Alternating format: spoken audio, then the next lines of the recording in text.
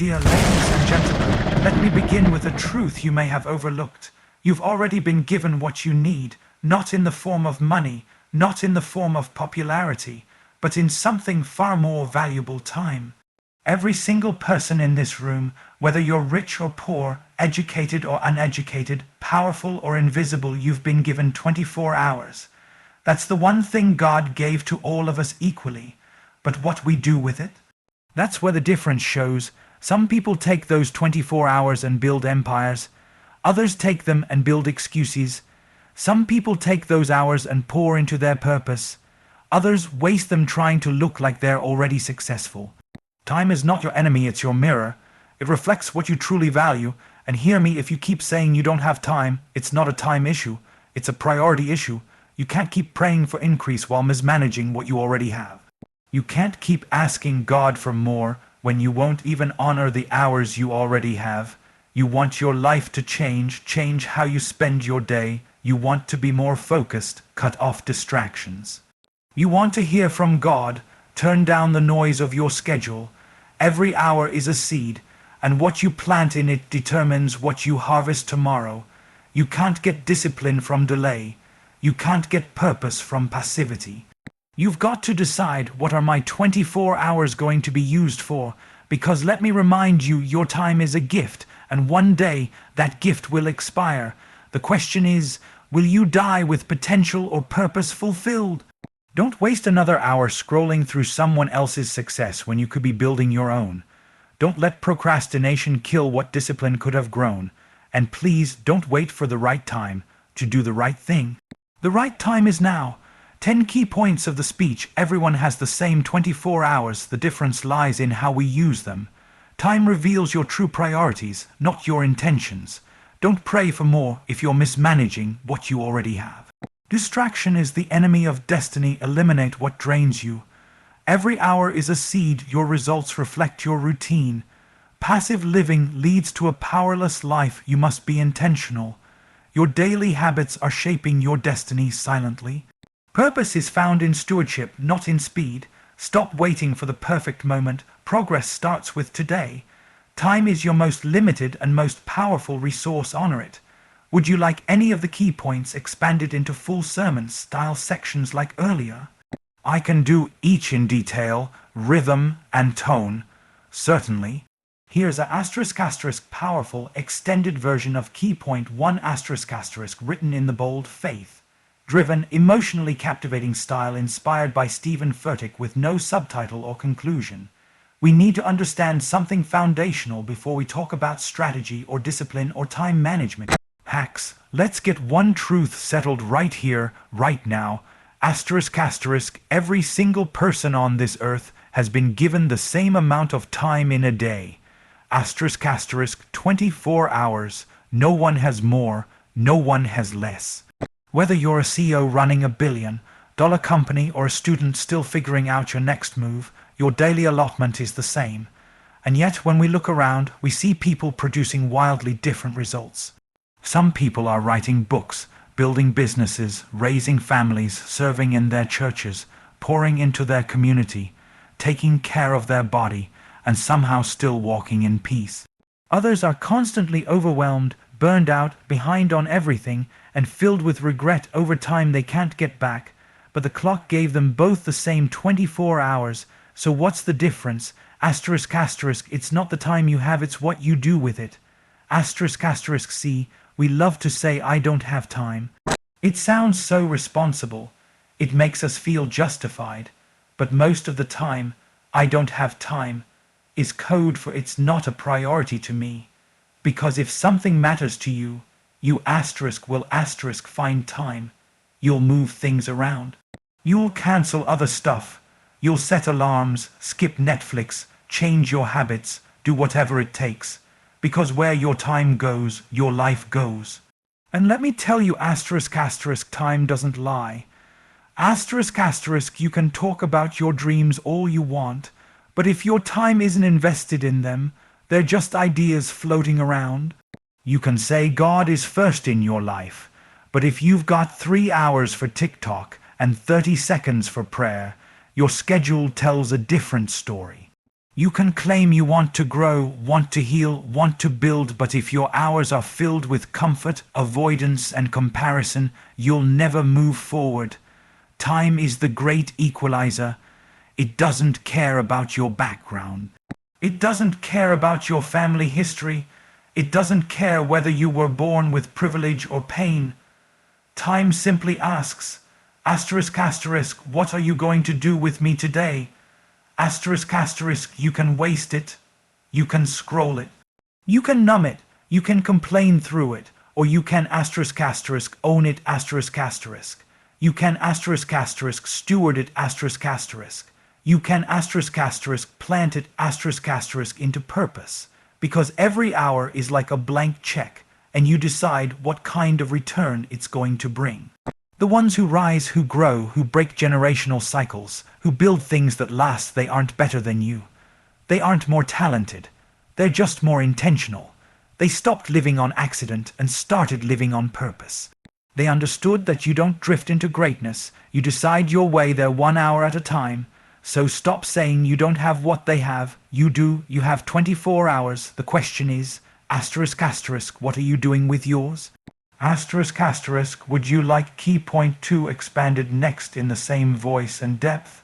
Absolutely. Here's a asterisk asterisk long form, spiritually charged expansion of key point 2 asterisk asterisk, written in a bold, emotionally resonant tone inspired by Stephen Furtick's style without a subtitle or conclusion. It's easy to talk about priorities. Everybody has them. We put them on our vision boards. We write them in our journals. We make them the wallpaper on our phones. But if you really want to know what your priorities are, don't look at your goals asterisk asterisk, look at your time asterisk asterisk. Because time doesn't lie. Your calendar tells a clearer story than your intentions ever could. You can say you love your family, but if you spend more time with your co-workers than your kids, the clock tells the truth. You can say you want to grow spiritually, but if your schedule is filled with meetings and media, but no margin for God, the time reveals your real priority. You can say you're committed to your calling, but if you spend more time scrolling than studying, the truth isn't in your words, it's in your hours. You see, the biggest battle is not between good and evil, it's between what matters most and what's easiest now. And here's where the enemy gets clever. He doesn't need to destroy your life outright. He just needs to distract you long enough that your destiny passes you by. Time is a revealer. It doesn't shout, it whispers. It shows you where your heart really is, because what you give your time to is what you give your life to. You can't say, God, use me, and then give all your time to things that drain you and none to the things that build you. You can't say, I want to be better, and then keep giving your best energy to what's familiar but fruitless. It's not just about what you want, it's about what you're willing to show up for. The truth is, many of us have mismanaged time not because we're lazy, but because we're emotionally distracted. We let other people's emergencies become our daily schedule. We say yes to too much, and then wonder why we feel spiritually empty. We spend our hours reacting instead of responding. We pour out to everything around us, but never prioritize what fills us back up. But here's the hard part and the healing part. You can't keep blaming the clock. The problem isn't the lack of hours. It's the misalignment of your heart. You haven't made time for what matters because you've been chasing what's urgent. But urgent doesn't mean important. Popular doesn't mean purposeful. Busy doesn't mean blessed. There has to come a moment in your life when you stop letting time run you and start letting purpose shape your time. When you stop chasing everything and start choosing the right things. Because time flows in the direction of your focus. If your eyes are on everyone else's race, your energy will follow. If your eyes are on your fears, your day will be spent avoiding what you were called to confront. But if your eyes are fixed on what God has truly placed in your hands, your time will be directed by purpose, not pressure. So take a real inventory not of your dreams, but of your days. Because if the way you're spending your time doesn't align with who you say you want to become, then it's not a dream, it's a distraction. Would you like to continue with key point 3 expanded next? Certainly. Here is a *** long form powerful expansion of key point 3 ** delivered in a spiritually passionate, high-impact style inspired by Stephen Furtick, without a subtitle or conclusion. We live in a culture that worships more opportunities, more blessings, more time. We pray for more influence, more income, more doors to open.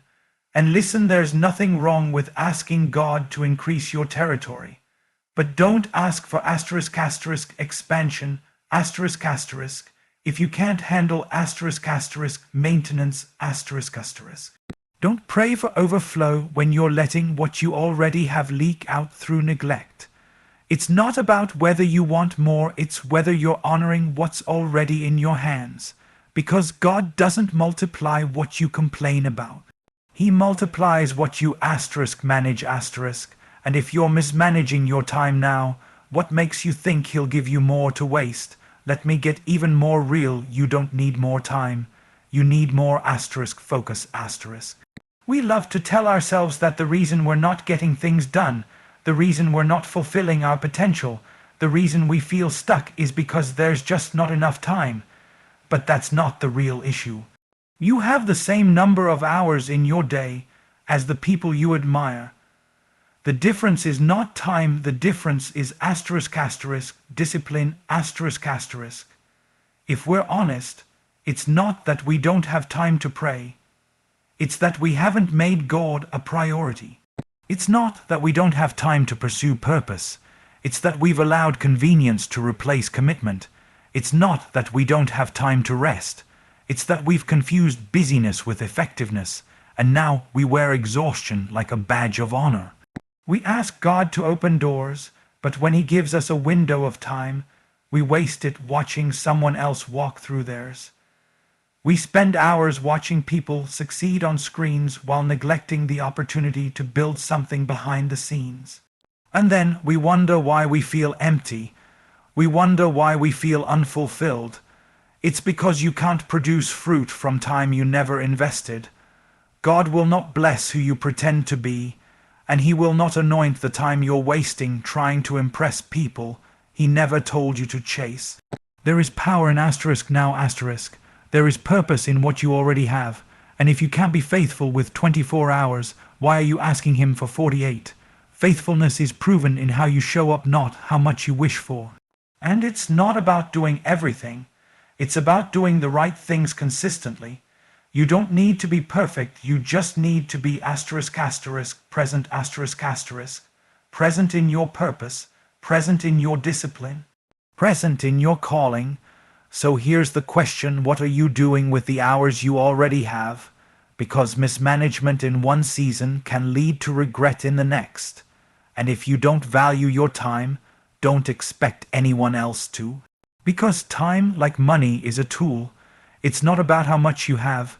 It's about how well you steward it. Would you like to proceed with an expansion of key point 4 next in the same style? Of course. Here's a long form, deeply impactful expansion of key point 4 written in a spiritually bold and emotionally raw tone inspired by Stephen Furtick's style, without a subtitle or conclusion. You can't step fully into your calling when your life is filled with noise. You can't hear God's voice clearly when you're drowning in distraction. And the truth is, some of us aren't tired because we're doing too much. We're tired because we're doing too much of the wrong thing. Distraction is a destiny thief. It doesn't always show up as evil, sometimes it shows up as almost important . It looks like opportunity, but it's actually opposition dressed in good intentions. You think you're just checking in on your feed, but 3 hours later, you're no closer to your assignment and more insecure than when you started. You think it's just one more show, one more scroll, one more text, but slowly, you're giving away the sharpest parts of yourself to things that do not build you. You weren't created to live in reaction mode. You weren't designed to be pulled in 17 directions by other people's expectations, emotions, and chaos. You were made to be focused, anchored, aligned, but focus doesn't come from accident. It comes from intention . And intention is costly. You've got to be willing to say no to distractions that don't look dangerous, but are just as deadly to your destiny. Let's be honest, some of us are praying for clarity, but feeding on confusion. We say we want peace, but we're addicted to noise. We say we want to grow, but we're still entertaining the same toxic conversations, the same gossip, the same patterns that drain our time and rob our energy. You want to know why your spirit feels stuck? Because your attention is fractured, your heart is divided, and a divided heart cannot carry a divine calling. Distraction doesn't always scream. Sometimes it whispers, asterisk, this won't take long, asterisk, asterisk, just one more video, asterisk, asterisk, just answer them real quick, asterisk, but what starts as a few minutes becomes a whole hour, and what should have been used to build purpose gets buried under mindless motion. Some of you have the calling, you even have the gifts, but you don't have the asterisk focus, asterisk, and the enemy knows he can't destroy you, so he distracts you. He sends you side missions that feel urgent but lead nowhere. He fills your life with constant notifications so you never pause long enough to get revelation. He keeps you busy, not productive, active but not effective. Distraction is subtle. It doesn't break in like a thief. It sneaks in like a habit, and before you know it, you've spent your whole day reacting to life instead of building one. But hear me, asterisk, asterisk, you don't have to live this way. Asterisk, asterisk, you don't have to keep surrendering your focus to things that don't grow you. You don't have to keep trading your peace for people's approval. You don't have to keep letting your phone decide who you become. Because when you get serious about your purpose, you get ruthless with your focus. When you truly know what you're called to do, you stop giving time to what doesn't serve it. And when you start treating every hour like a seed, you stop giving it away to weeds. God didn't design you to do everything. He called you to do asterisk, the right things, asterisk. So silence the noise, unfollow the distractions, turn down the chaos, because what he's doing in you is too important to be lost in the noise of what doesn't matter. Would you like to continue with key point 5 in the same detailed, impassioned style?